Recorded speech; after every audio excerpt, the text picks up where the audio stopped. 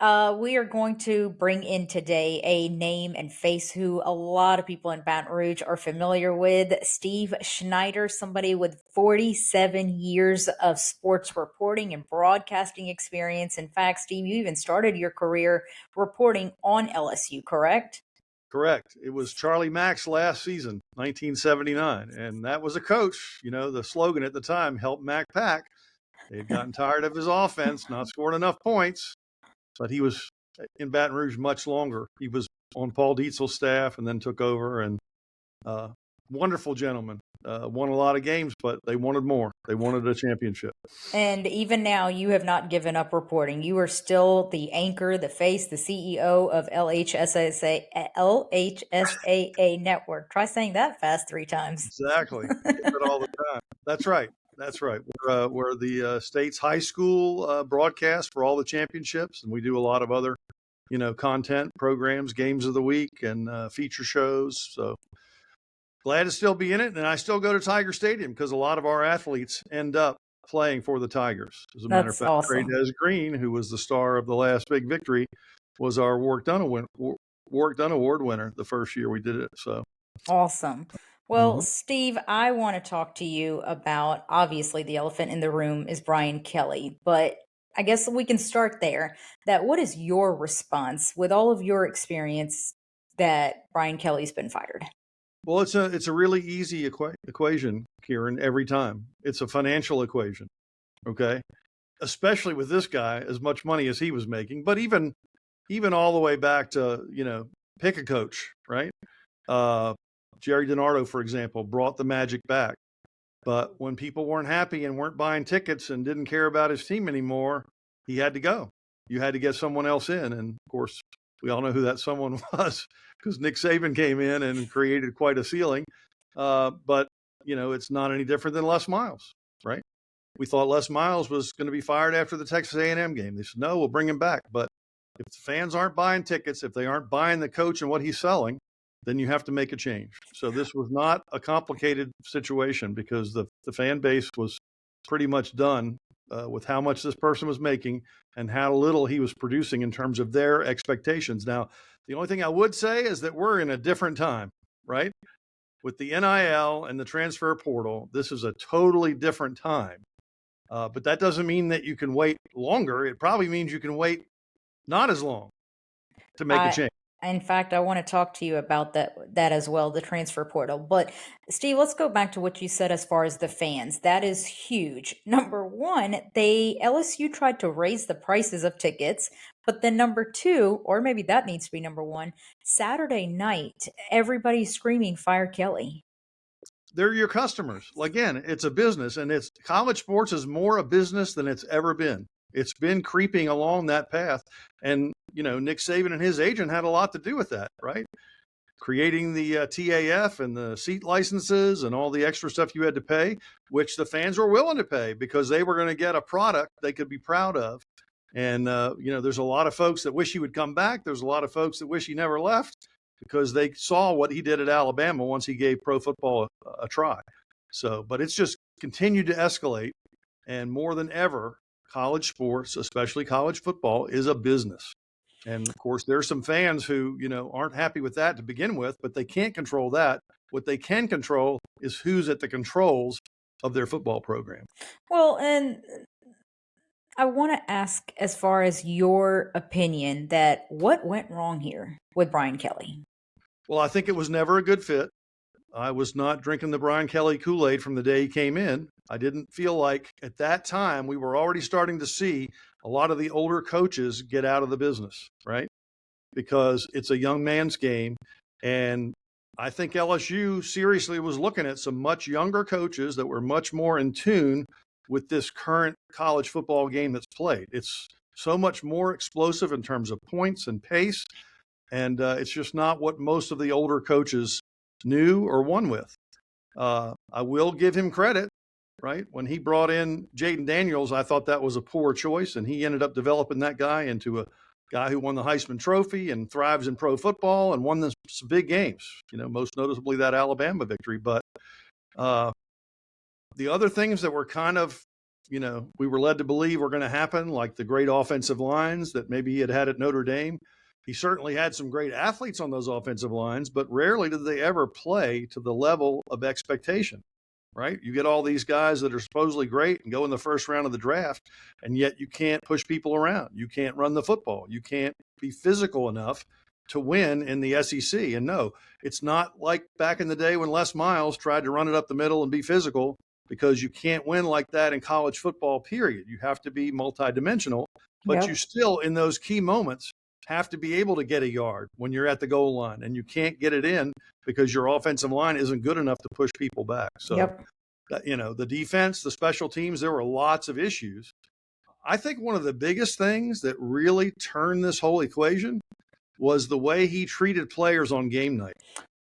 The fact that millions of people are watching and the camera's zooming in and he's using profanity right in the face of student athletes. These are technically still kids. They might be professional athletes because now they're getting money for playing, but they're still young people. That was not a good look.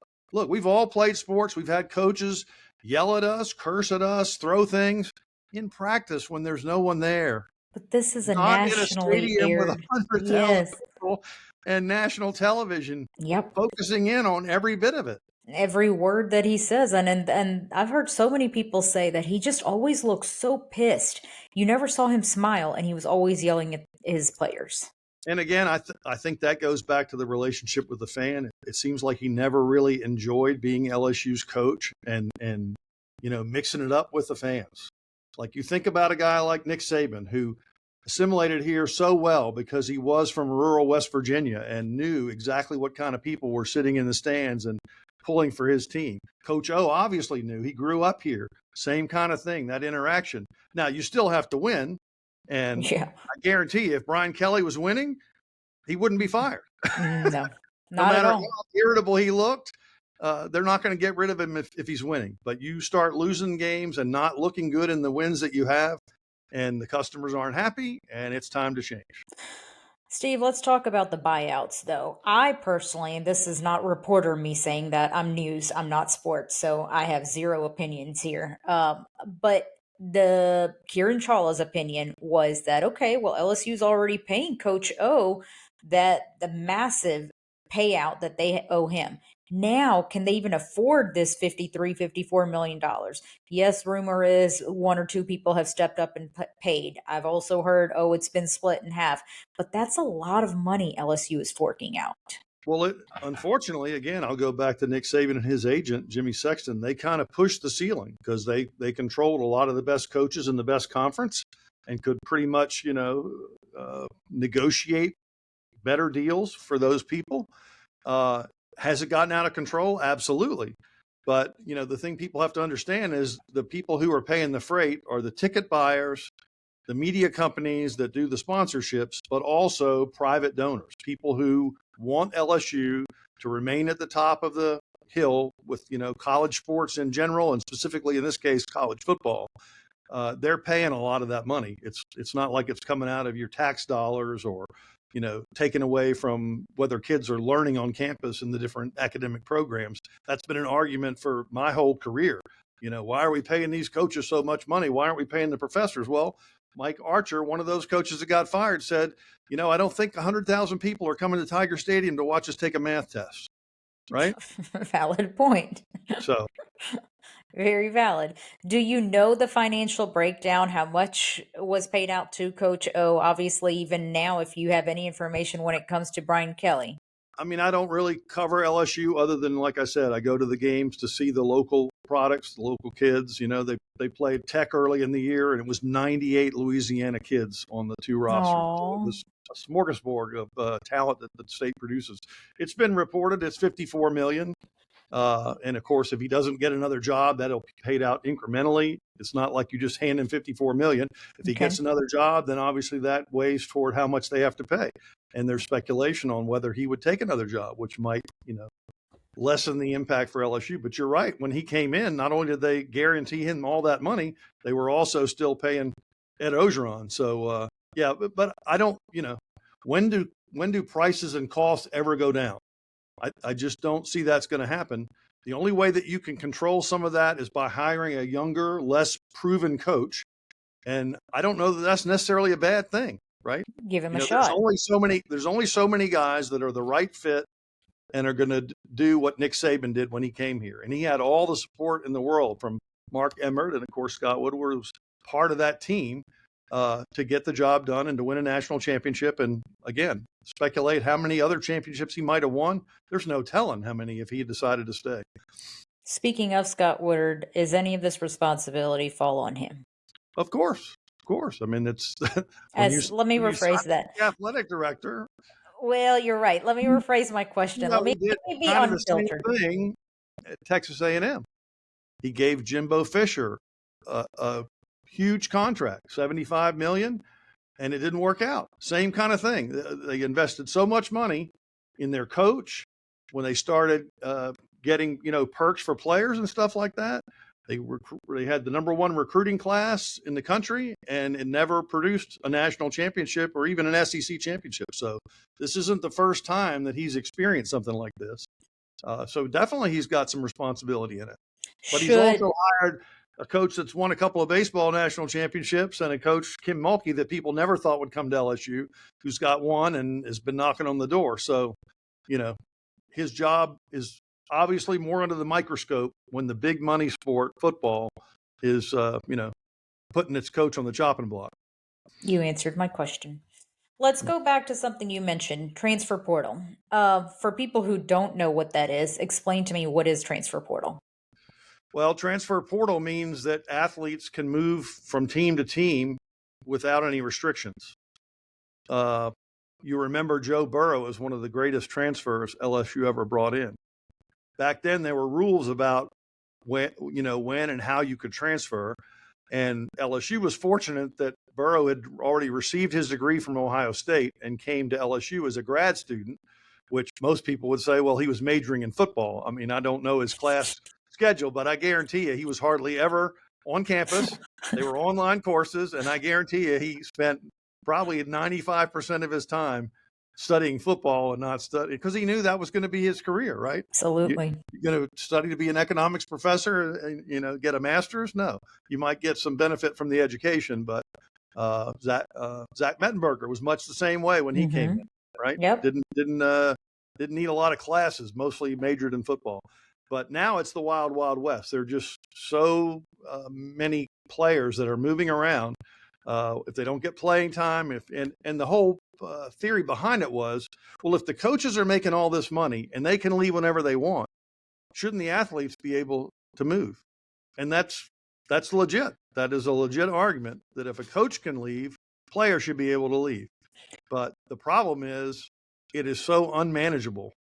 And I think that the fallout for fans is the guys aren't here long enough to even know who they are to cheer for them. So as a consumer, if you're cycling in people every year, unless you're going to win a championship, it's like watching minor league sports, right? I've never cared for minor league sports because the guys are in and out and in and out and in and out. You never get attached to the players the way college sports always used to allow you to do. And so again, you're having to satisfy customers who, as you mentioned, are paying a lot of money and being asked to pay more. And in that environment, that is really hard to sustain. So, okay, a coach in this case, you've got Brian Kelly who's now fired. So, is it a certain time frame starting Monday through Sunday? Players can move about. Like, I guess, how's that work? Well, I don't think you'll see any of that in this season. I think the players are learning that just because you enter the portal, that's the process, right? You put your name in the portal, Okay. which means other schools can talk to you, basically your agent or your representation, and then you basically work out a deal. Like if I'm going to go to your school, what are the terms going to be? How much am I going to get compensated for? How much am I guaranteed? Am I guaranteed a starting spot? Am I guaranteed so many plays? Who knows what schools are offering in order to get the certain athletes they need on campus. It's what drives people like Nick Saban out of the business because it's strictly, he'd like to tell you how he's going to make you into a player and you're going to play on Sundays. And most of the people who came in were like, well, how much are you going to pay me? How much am I going to get for coming to help Alabama win? And for the older coaches, that's another reason Brian Kelly probably wasn't happy very often, because it's no longer the coaches in control; the players have control as well. Hmm.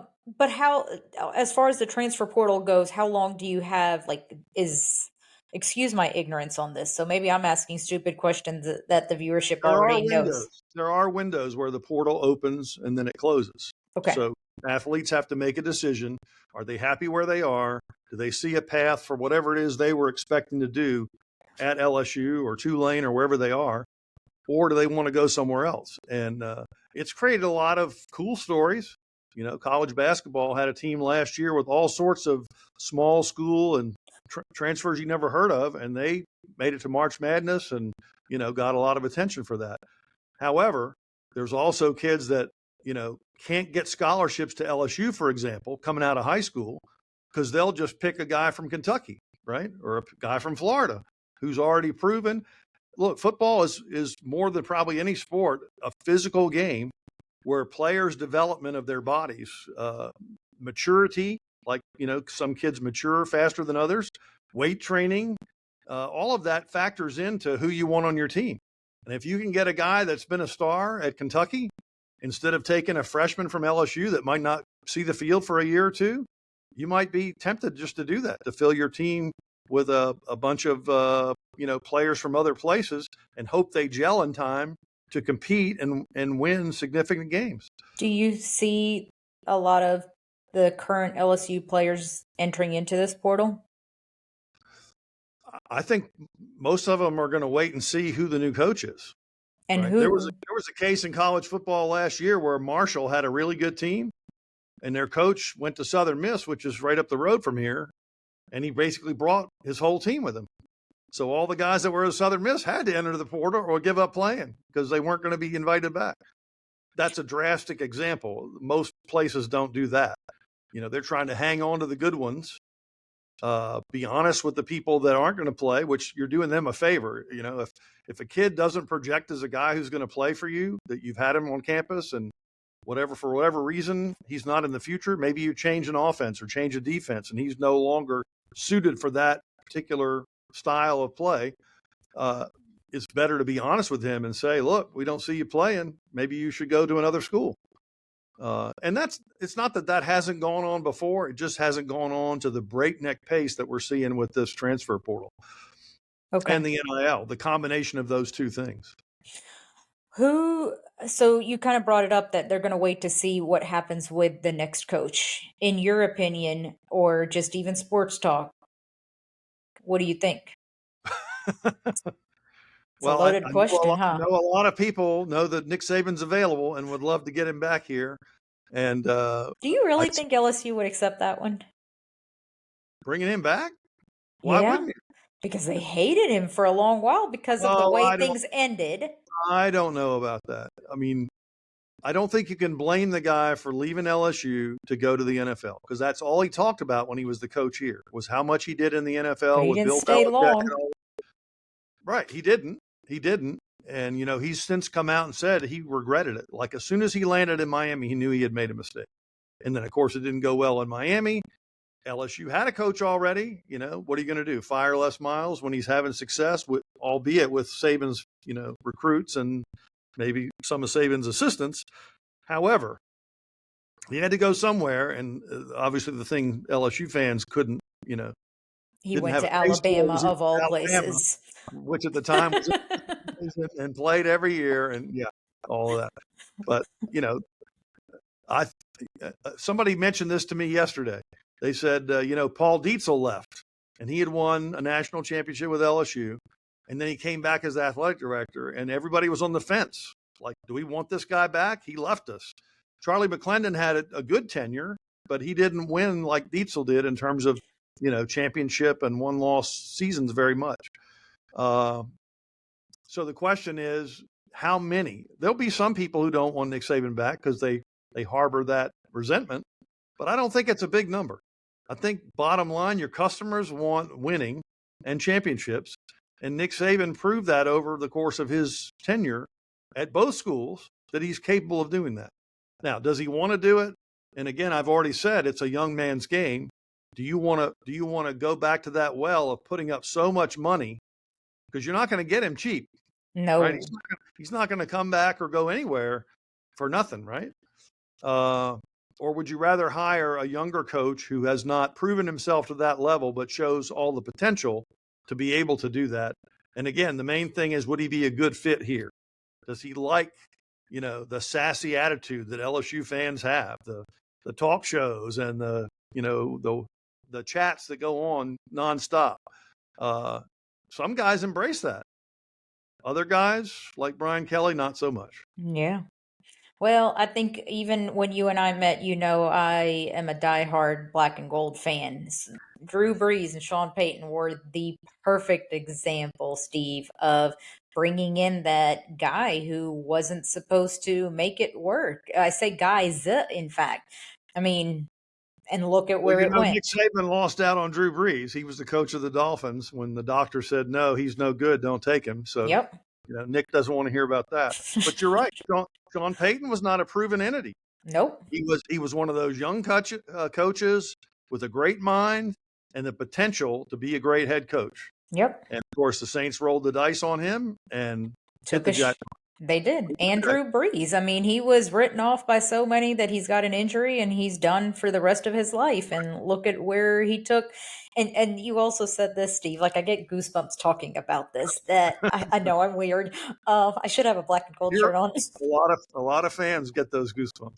That's not weird. Not in Louisiana. No, especially like I went to the Dome this past weekend, and I know the Saints aren't doing all that well, but that feeling of being back home in the Dome, it just felt so good. But like you said, you got to connect to those people. And that connection that Drew Brees and Sean Payton had with his fan base, and I'm going to say we didn't feel like we were going to a game. We felt like we were going to support one of our family members. There's no question. And sports does that. I mean, yes. That's why we love our network, because that goes on literally in every town in Louisiana. The interest in your kids going out there and fighting a battle on the field or on the court or whatever is a big deal. Yes. And obviously it's just, exponentially graduated to Tiger Stadium and the NFL and whatnot. And I'm not saying that, that Louisiana is the only place you can find that. There are certainly other teams and other places that love their teams and support them, over the top. But I don't think you can find a place that produces so many great athletes and so many diehard fans for how many people are in this state compared to anywhere else. Absolutely. Well, Steve, is there anything else in your expertise knowledge that you want to say when it comes to this whole ordeal? And I looked it up while we were talking that Coach O's buyout was 17 million, 17.1. And then you add on now if it is 54 million or if it's going to be reduced or whatnot. But that's still a good bit of money that LSU's having to pay out. And then Coach O's was only 17 million.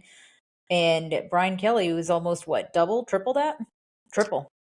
There was a great coach named Mike Leach who passed away a couple of years ago, and he was a little bit different than most coaches in terms of his intellect and his view on things.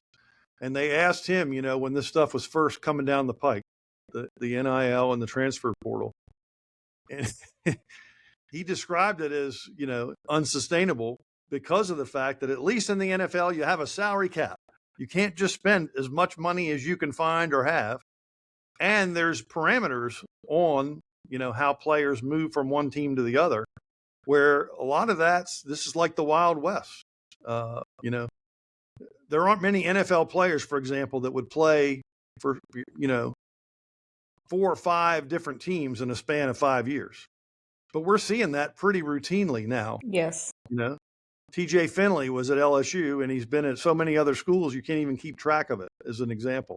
But there's a lot of other players like that. So, I think he hit the nail on the head. This is just not sustainable if you want to keep your customers happy. And sure, there'll be some schools, there'll be some games, there'll be some, viral videos and big moments in college sports. But the overall lay of the land can't be good because there's not enough money. You can't print enough money to make everybody happy.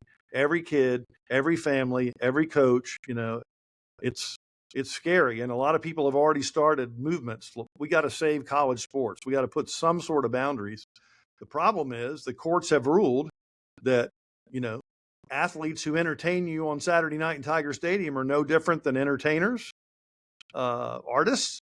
You're going to restrict their earnings on what they can make at a concert or with a piece of art or music or whatever.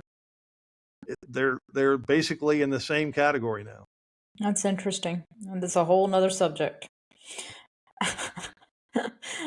Steve, anything else you'd like to do? What? I said, keep your goosebumps. Don't let them go away. I'm not. Like I said, this past Sunday when I went to the Dome, as bad as the game was. Yeah, you picked the worst one, I think. Well, I think I did. Yep. Hey, I still enjoyed it. It's amazing. Like the beginning of last year, the Saints would look like one of the best teams, 2 games in.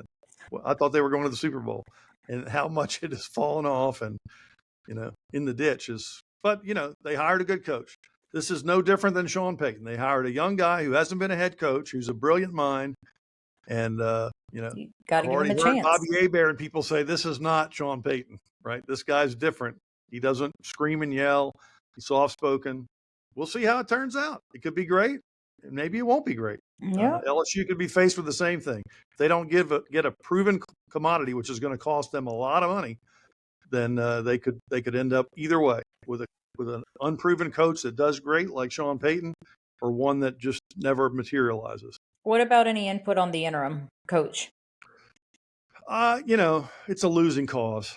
I mean, these interim coaches, Frank Wilson has had a couple of chances to be a head coach. It hasn't worked out well for him, but he's the guy on the staff that has that experience. So at least he knows what to do, and he's going to try to motivate. He's recruited a lot of these guys, so he's got a relationship with them, maybe better than the one Brian Kelly had with them, and maybe he will, light a fire into them. But this is more than like lighting a fire.